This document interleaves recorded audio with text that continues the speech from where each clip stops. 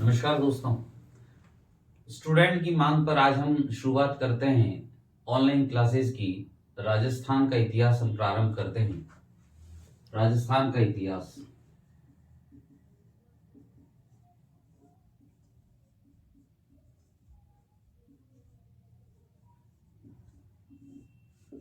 दोस्तों, राजस्थान के इतिहास को अलग अलग तरीके से पढ़ाया गया और हमारे लिए सबसे बड़ी समस्या ये रही दोस्तों कि इतिहास को हमें वामपंथी विचार के द्वारा पढ़ाया गया। और वामपंथी विचारधारा वो थी जो वास्तविक विचारधारा को न रख करके एक अलग तरह की विचारधारा को उत्पन्न कर रही थी। दोस्तों, एक छोटा सा एग्जांपल देता हूं कि वामपंथी विचारधारा का उसमें क्या बताया था। हम जिन्हें महान क्रांतिकारी मानते हैं दोस्तों, उन्हें वह वामपंथी विचारधारा आतंकवादी मानती है। कई किताबों में ऐसा वर्णन है। और सबसे बड़ी इतिहासकार हुई है रोमिला थापर, जो एक बहुत बड़ी वामपंथी विचारधारा की एक कह सकते हैं कि अनुयायी है, जिन्होंने बहुत बड़ी पुस्तक लिखी है भारत का इतिहास। तो ये विषय है। हम राजस्थान के इतिहास को प्रारंभ कर रहे हैं। उसके पहले कुछ एक चीजें प्रारंभ करते हैं कि राजस्थान के इतिहास में हम सबसे बड़ी महान विभूति के बारे में प्रारंभ करने से पहले उसे मैं प्रणाम करना चाहता हूं। प्रणाम उस पन्नाधाय को करना चाहता हूं जिन्होंने अपनी स्वामी भक्ति का जो उदाहरण पेश किया इस धरती पर, उस उदाहरण को, उस पन्नाधाय को मेरा प्रणाम है। दोस्तों, एक बात है कि जब कर्मावती विक्रमादित्य को साथ में, मैंने विक्रमादित्य की संरक्षिका होकर के राजपाट को प्रारंभ करती है, राजपाट को चलाती है। और राजपाट को चलाते चलाते कर्मावती को बहुत सारी विपदाओं का सामना करना पड़ता है।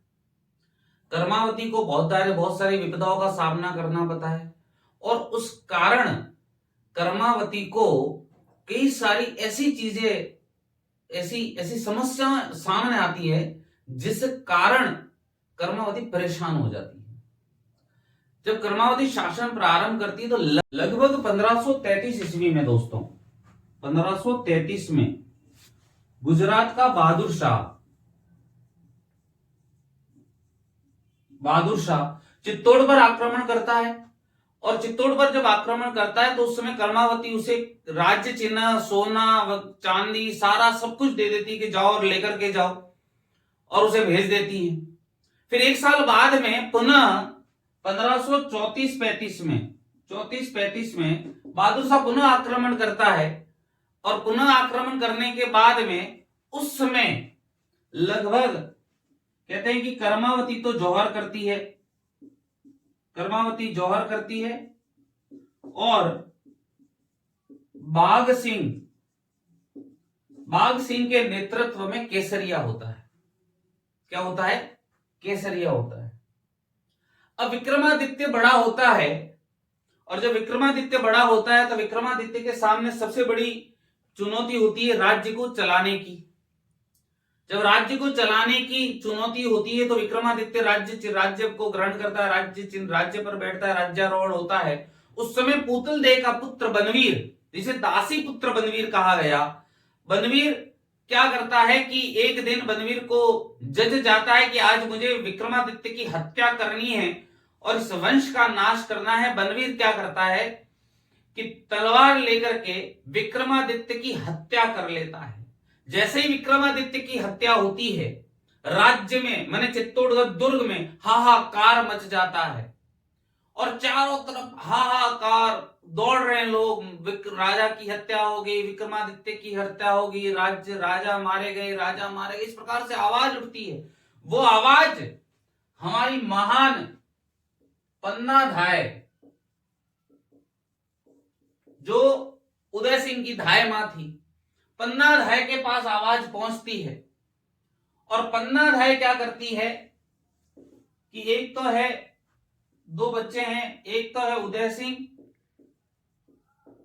और दूसरा है चंदन। पन्नाधाय क्या करती है कि पता चलता है कि बनवीर हत्या करने के बाद सीधा मेरे कक्ष में आएगा, क्योंकि बनवीर के मन में यह था कि मैं इस वंश का कोई नामो निशान रहने नहीं दूंगा, तो मैं उदय सिंह की भी हत्या कर दूंगा। उदय दूध पीता छोटा सा बच्चा है। अब पन्नाधाय को पता चलता है, तो पन्नाधाय क्या करती है कि उदय चंदन के स्थान पर उदय सिंह को सुला देती है बेड पर, और उदय सिंह के स्थान पर चंदन को सुला देती है।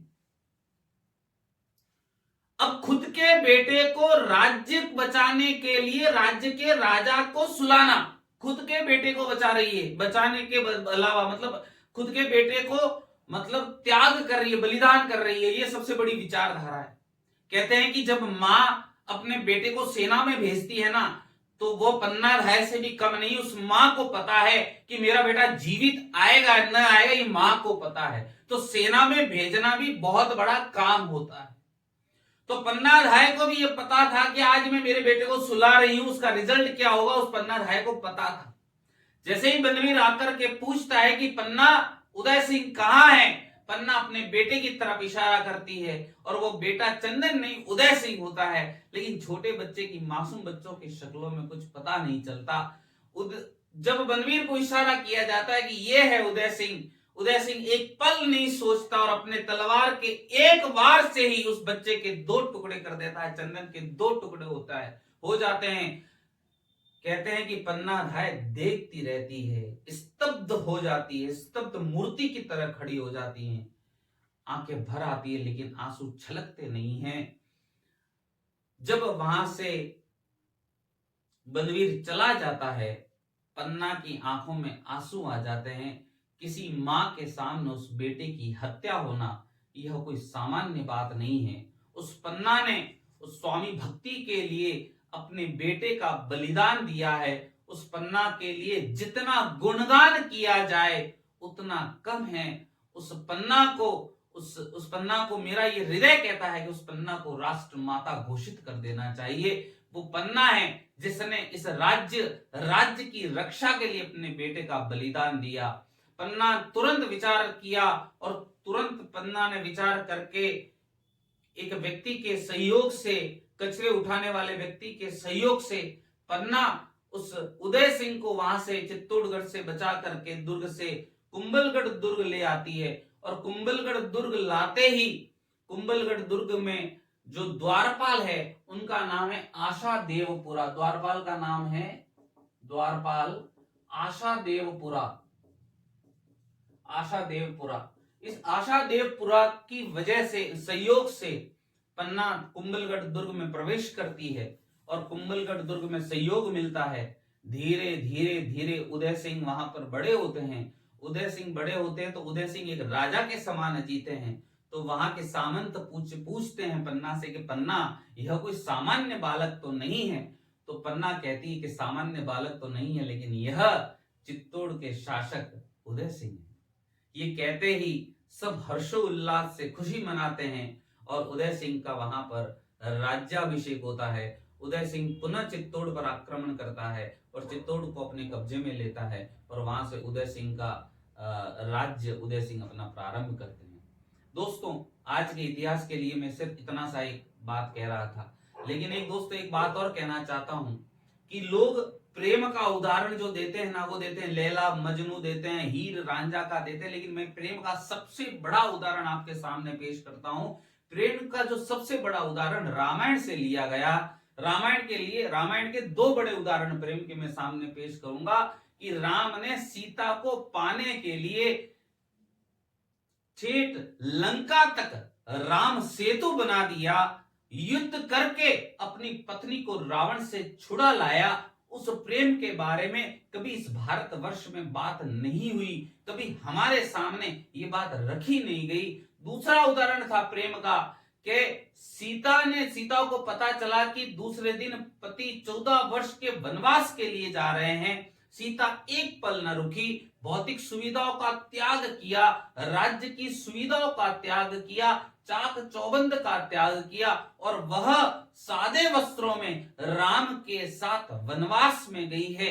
वो प्रेम का उदाहरण, ये रामायण प्रेम का उदाहरण, ये हमारे सामने, हमें ये सीखने की जरूरत है कि वास्तविक प्रेम कहते किसे हैं और हम प्रेम कहते किसे हैं और हम प्रेम की किस दिशा में जा रहे हैं, ये हमें सीखने की जरूरत है। दोस्तों, आज के लिए इतिहास का एक छोटा सा एक कहते हैं कि एग्जाम्पल पेश किया है। रेगुलर क्लास चलेगी, आप क्लास में जुड़िए रहिएगा और आपको इतिहास की ऐसी ऐसी छोटी बड़ी सारी जानकारी आपके सामने रखी जाएगी, जिससे आपको कहानियों के द्वारा इतिहास को पूरा पढ़ाया जाएगा। चाहे वो राजस्थान का इतिहास हो, चाहे वो भारत का इतिहास हो, चाहे वह अंतरराष्ट्रीय इतिहास हो, वर्ल्ड हिस्ट्री हो, वो कोई भी हो, हम आपको अच्छे से कहानियों के द्वारा समझाएंगे, जिससे आपके दिमाग में क्वेश्चन आंसर भी क्लियर होते रहेंगे। और हाँ, पन्ना के बारे में क्वेश्चन भी पूछे जाते हैं कि पन्ना भाई मतलब कहते हैं कि मेवाड़ की स्वामी भक्त किसे कहा गया, तो वो पन्ना धाय थी। बनवीर ने किसकी हत्या की, तो किसकी हत्या की बनवीर ने, विक्रमादित्य की हत्या की। प्रश्न पूछा जाता है कर्मावती किसकी संरक्षिका थी, तो विक्रमादित्य की संरक्षिका थी। बाघ सिंह के नेतृत्व में केसरिया हुआ, तो जौहर किसके नेतृत्व में हुआ, तो जौहर कर्मावती के नेतृत्व में हुआ। दोस्तों, इस तरह से छोटे छोटे जो प्रश्न अंदर से निकल करके आएंगे, जो आपके एग्जाम के अंदर काम आएंगे, वो सारे प्रश्नों पर भी डिस्कस किया जाएगा। बस मेरा आपसे निवेदन है, इस चैनल पर बने रहिएगा और ज्यादा से ज्यादा सब्सक्राइब करें और ज्यादा से ज्यादा व्यूज बढ़ा और आगे से आगे मेरी इस बात को आगे से आगे तक पहुंचाए, इतिहास को। जो और भी बच्चे जिन्हें इतिहास मुश्किल लगता है, जिन्हें इतिहास समझ में नहीं आता, उन्हें सरल तरीके से इतिहास पढ़ने का मौका मिले, इस बात को आगे से आगे पहुंचाकर सभी बच्चों के हित में ये काम करें। थैंक यू, धन्यवाद। पुनः इस चैनल पर मिलेंगे। जय हिंद, जय भारत।